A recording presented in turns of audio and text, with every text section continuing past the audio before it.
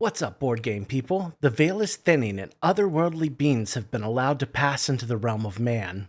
The Thinning Veil launched on Kickstarter on October 31st from first-time creators Triskelion Games. This campaign has a ton of heart, amazing artwork, and some magical minis to back it up. Let's take a look. I don't get any money from game creators for making my videos. The veil is thinning for mysterious reasons, and demons and malignant spirits run amok in this world, causing chaos and suffering. The lines of the lay are failing, and the energy that binds reality together and keeps nightmares out is waning, fading to nothing. Investigate the cause of this malady at the heart of all that holds madness at bay. There's a time to pick up the sword, and that is now. Your hero's journey begins. The Thinning Veil portrays a Samhain that refuses to end. Someone or something is propping open the door between worlds, and otherworldly creatures have slipped through amongst the spirits of the dead. The game is a 1 to 4 player, solo or cooperative horror fantasy inspired board game, whose campaign and lore is based off Celtic mythology, Irish legend, and Gaelic folklore. The game's campaign is presented in 30 scenarios that combine into a twisting, frantic, and evolving campaign. You'll fight for the survival of the world of the living, battling against a death cult, strangers on the other side of midnight, creatures of the Shadow Fae, and the AOC. Players' actions come not in an order of turns, but across the turn as a whole. Actions can be broken down into movement, combat, interactions of all different types, and spending Triskelion cubes to use abilities and to augment skills. Death is another important talking point for the Thinning Veil. Death in the game can be permanent. Thankfully, they've presented an interesting way for a player to, through force of will, return to their stricken body and continue the fight. Death is not the end, though. One hero may die, but another will rise in its place before the next scenario. Sometimes a group has to abandon its objectives to help keep a friend alive. Sometimes it has to leave a friend to their fate and save the world from death. With great power comes great responsibility, and there's no greater responsibility than ensuring the survival of your world and the Innis Vale. This burden is terrible to bear, but such is the weight on the shoulders of the heroes. The Thinning Veil aims to deliver a deeper and richer synthesis of RPG and dungeon crawler than is seen in most commercial titles. The campaign offerings were created in a way that most indie studios should present a project. What you're seeing is the complete game package. There are no surprise gameplay elements that will be dropped on you mid-campaign. There's no hidden big box or even small box expansions. This project was put together purely with the intent to fund the creation of the game, get it in the hands of eager backers, and let the game speak for itself. I imagine that there are many other things the creators would love to add in, or expansions that could come along, but they've done the responsible thing here and presented everything needed to play the complete game, and nothing less.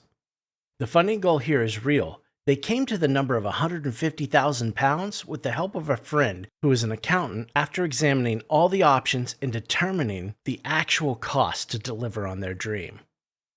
Now that we at least have a little idea of what the game is, let's take a look at how you can get it into your hands. At £120, you can pledge the Hero at Dawn and get the core box, all unlocked stretch goals, and the Twilight King mountable miniature. The Mists at Noontide is £165 and will get you the core box, stretch goals, the Twilight King, 4 Marble Effect dice packs, Hero Expansion 1, and Hero Expansion 2. Finally, at £200, you can grab the core box, stretch goals, Twilight King, the Marble Effect dice, both Hero Expansions, the Portals of the Veil, and the Thinning Veil portfolio. Everything is also available a la carte in the add-on section. First up, we have the 4 Marble Effect sets of dice for £8 each. The Doors miniature set will set you back £20. The Hero Expansion Pack 1 with the Channeler and the Headhunter runs £15. The Hero Expansion Pack 2 with the Gravepiper and the Shadow Adept also runs £15. They're asking £25 for the art book. And as a surprise release today, to see if they could spur funding on a bit, they've released a set of 12 Treasure Chest minis for £10. There are also rumors that 2 female heroes will be joining the fight in a 3rd hero expansion pack soon. Should funding be reached, they have stretch goals lined up. The first 2 that are visible include a Nightmare Mode spawn deck at £160,000 and the Bell Witch enemy at £170,000. Shipping on this one is a bit of a mixed bag. Keep in mind I don't really know much about shipping in other regions. The US is a little on the high side. That and taxes are included in the price. The project is set to deliver in May of 2024. That's quite a while from now, but plenty of time for them to make sure everything goes according to plan, and I'm assuming they left themselves some breathing room in there. So let's get to my thoughts. This is a game that absolutely nails and oozes its theme and setting. Much of the lore is already written in the pages of time, but their adaptation and use of it is exceptional. This is one of those projects that the more I see of it, the more I want it. The project page is a bit lacking in a few areas. They don't have much in the way of gameplay examples displayed. They also don't have the usual smattering of YouTube videos displaying previews of the project, analyzing it, and giving their opinions. To their credit, they have some gameplay videos they made to help clear up some of the questions and to show off the game. The problem with these is that they're usually viewed by the people already interested in backing a project. The videos are just too long for the casual backer to want to sit through to make their decision. We need to see on the front page of the project why we should back. One critique I've heard often while researching for this video is that while the theming is so great, they're not necessarily setting themselves apart from any of the other dungeon crawlers and campaign games out there. We need to see why this game is special, what makes it tick, and what makes it different from other games. The miniatures look fantastic. I love several of the sculpts. The miniatures show quite a bit of fine texture that really sell the different materials that the armor and weapons would be made of. Sadly, I don't know how much of that fantastic work will carry over during the molding process. They'll likely need to be made more pronounced to survive. I generally can find a mini in just about every game that looks a bit generic, like it could come from any game. Not here. These minis have details and subjects that make them very unique.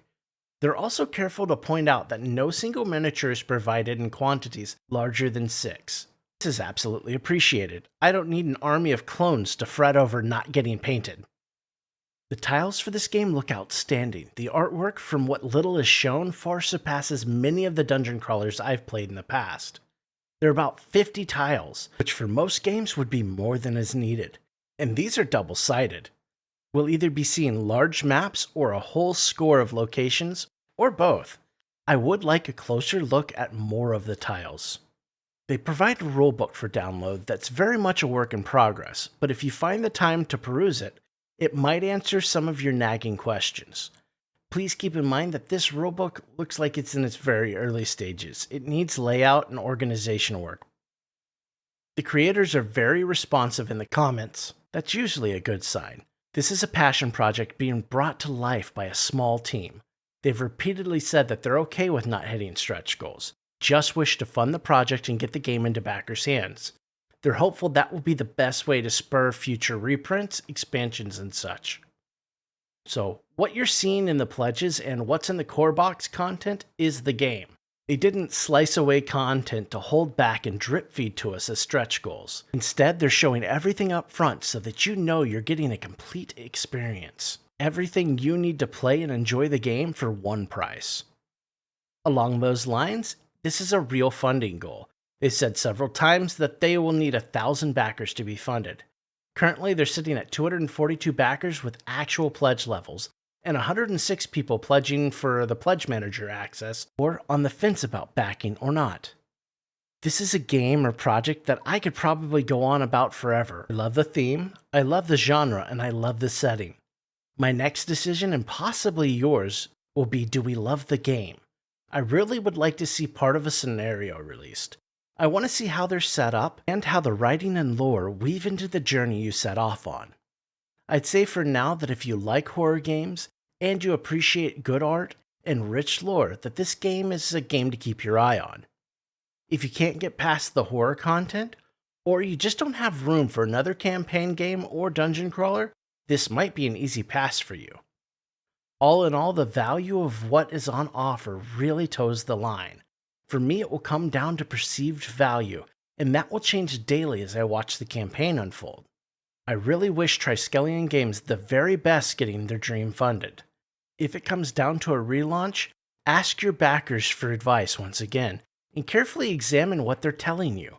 There are a lot of wise backers watching this campaign, and that could help. I'll be keeping a close watch on the project, and of course, I'll let you know all the latest developments in my news videos going forward. We still have more campaign guides to get through this week, as well as several other videos in the works, including a new game that you may have not seen or heard of before. Please consider subscribing and leaving us a like to help us grow our community of like-minded gamers. If you want to chat games, life, or just about anything else, hit us up in the Discord linked in the video description. Thanks to everyone watching and commenting. Have a great night, and play something crazy this weekend.